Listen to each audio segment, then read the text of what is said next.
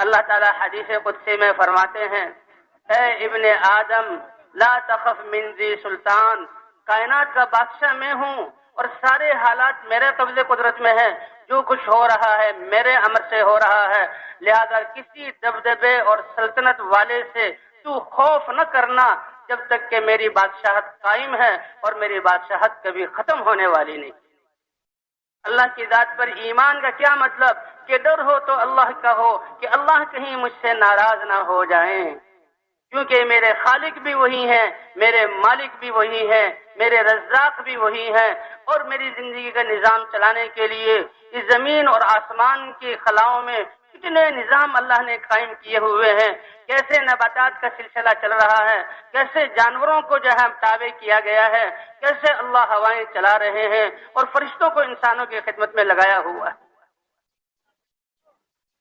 کہ وہ اللہ ناراض نہ ہو جائے۔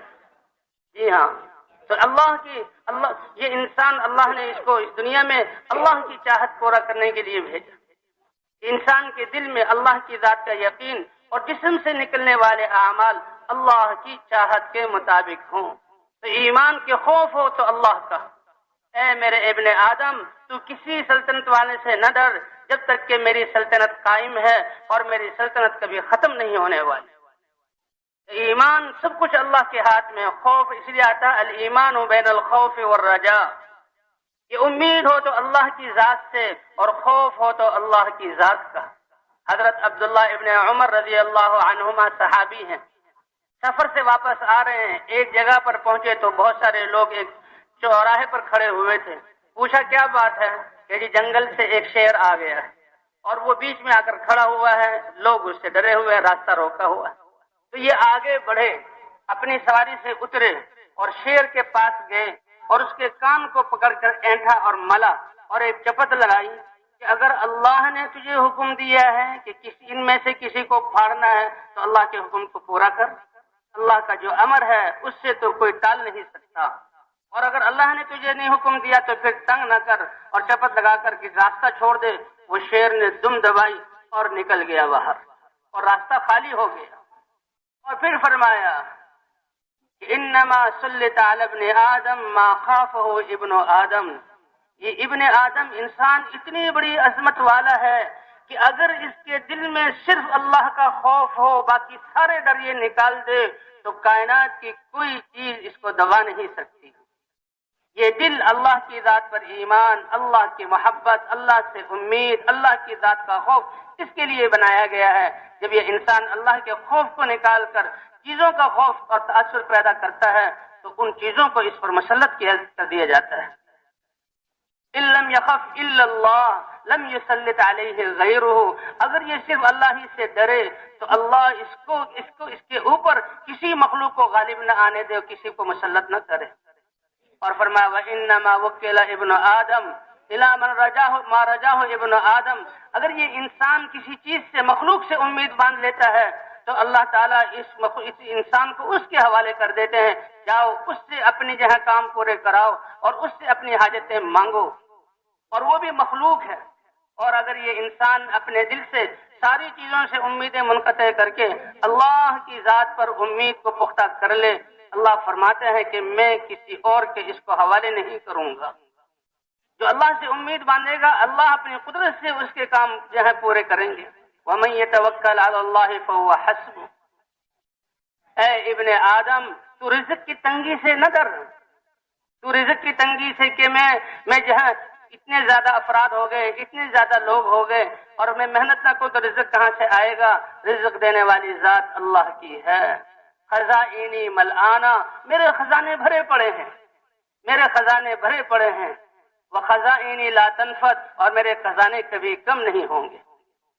اے ابن آدم تجھے تو دنیا میں نے اپنی عبادت کے لیے پیدا کیا ہے، اللہ کی عبادت، اللہ کی چاہت کو پورا کرنا، اللہ کے احکام کو پورا کرنا، جو اللہ نے امر دیا نبی کے طریقے پر پورا کرنا۔ میں نے تو تجھے اپنی عبادت کے لیے پیدا کیا ہے، فلا تلعب، دنیا کی زندگی کو غفلت میں اور کھیل کود میں نہ گزارنا، یہ بڑی تیرے نقصان کی بات ہے۔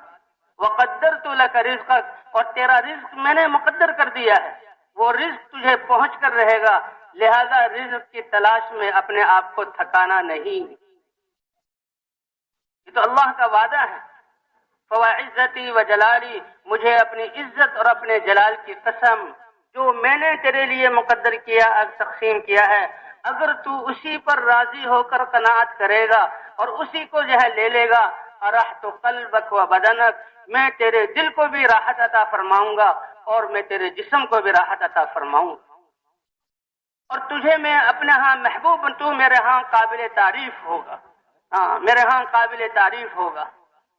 لیکن وَإِن لَّمْ تَرْضَ بِمَا قَسَمْتُهُ لَكَ مِنَ الدُّنْيَا، جو میں نے تیرے لیے تقسیم کیا ہے اس پر تو راضی نہ ہوا، بلکہ اور حاصل کرنے کی تگودو میں تو نے اپنے آپ کو تھکایا، تو مجھے بھی اپنی عزت اور جلال کی قسم ہے، لَأُسَلِّطَنَّ عَلَيْكَ الدُّنْيَا، پھر دنیا تیری خادم نہیں بنے گی، دنیا کو تیرے اوپر ایسا مسلط کروں گا کہ اس دنیا کو حاصل کرنے کے لیے تو ایسا پھرے گا جیسے جنگل میں اور صحراؤں میں ایک جو ہے جانور، وحشی جانور جو ہے وہ پھرتا ہے، اس کو اپنا مقصد نہیں ملتا، اور میرے ہاں تیرا درجہ گر جائے گا. اے ابن آدم، میں نے آسمانوں کو اور زمینوں کو پیدا کیا، زمین اور آسمان اور جو ان کے درمیان کی مخلوقات ہے، اس مخلوقات نے مجھے، اس کے پیپ بنانے نے مجھے نہیں تھکایا، تو کیا ایک وقت کا رزق جو میں تجھ تک پہنچاؤں تو وہ مجھے تھکا دے گا؟ میں نے رزق کا وعدہ کیا ہے.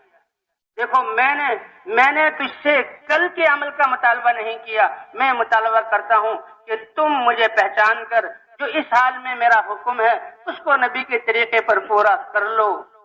تو بھی مجھ سے کل کے رزق کا مطالبہ نہ کر. ہاں، میں نے تجھ سے کل کے عمل کا مطالبہ نہیں کیا. اے ابن آدم، میں تجھ سے محبت کرتا ہوں، اور میرے رب اور میرے خالق اور مالک اور رزاق ہونے کا واسطہ تو بھی مجھ سے محبت کا اظہار کر. اے اللہ، ہم تجھ سے محبت کرتے ہیں. والذین آمنوا اشد حبا للہ، اللہ فرماتے ہیں کہ جن کے دل میں اللہ کی ذات کا ایمان ہے تو ان کے دل میں تو سب سے زیادہ جو محبت ہوگی وہ اللہ کی ہوگی. تو انسان کا سرمایہ ایمان ہے اور اس کے نیک اعمال ہیں کامیابی کا سرمایہ. انا عند ظن عبدی بھی، اور ایمان والے کا اللہ کی ذات پر یقین ایسا طاقتور ہے. اللہ فرماتے ہیں میرا بندہ جیسے مجھ پر یقین اور گمان رکھتا ہے اس کے مطابق میں اس کے ساتھ معاملہ کرتا ہوں، اس کے مطابق میں اس کے ساتھ معاملہ کرتا ہوں.